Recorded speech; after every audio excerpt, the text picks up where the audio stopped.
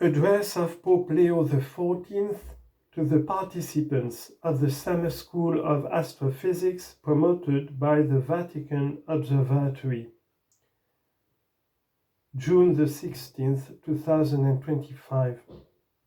Good morning and welcome. I am pleased to have this opportunity to greet all of you, students and scholars from various parts of the world who are taking part in the Vatican Observatory Summer School. I offer you my prayerful good wishes that this experience of living and studying together will not only be academically and personally enriching, but also help to develop friendships and forms of collaboration that can only contribute to the progress of science in the service of our one human family.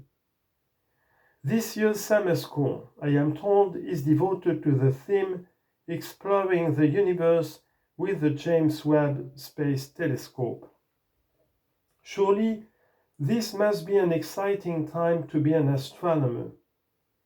Thanks to that truly remarkable instrument, for the first time we are able to peer deeply into the atmosphere of exoplanets where life may be developing and study the nebulae where planetary systems themselves are forming.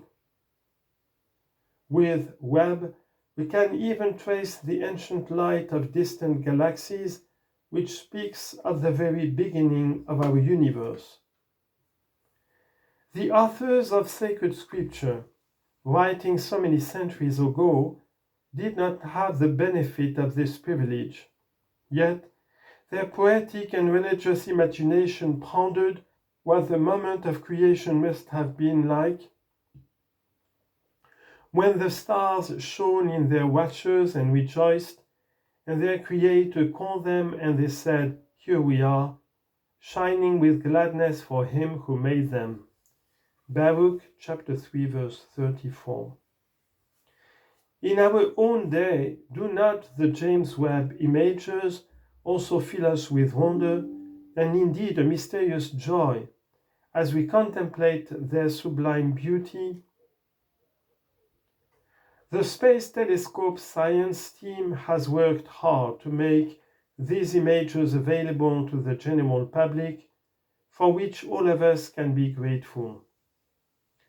In a special way, though, all of you who are taking part in the summer school have been given the knowledge and training that can enable you to use this amazing instrument in order to expand our knowledge of the cosmos, of which we are a tiny but meaningful part.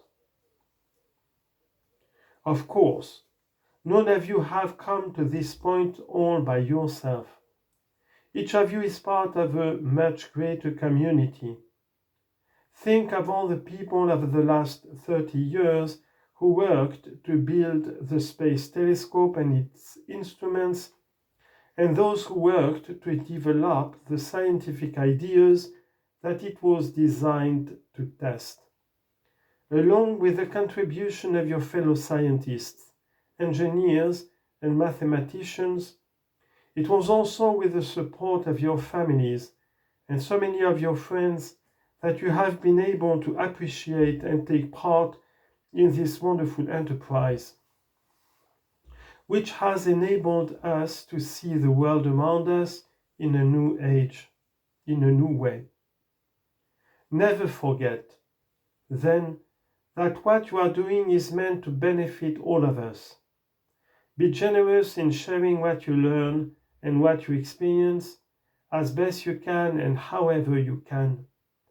Do not hesitate to share the joy and the amazement born of your contemplation of the seeds that, in the words of St. Augustine, God has shown in the harmony of the universe. The more joy you share, the more joy you create, and in this way, through your pursuit of knowledge, each of you can contribute to building a more peaceful and just world. With these thoughts, my friends, I renew my thanks for your visit, and I assure you of my prayers for you your families and your work, and upon all of you, I willingly invoke God's blessings of wisdom and understanding, of joy and peace. God bless you.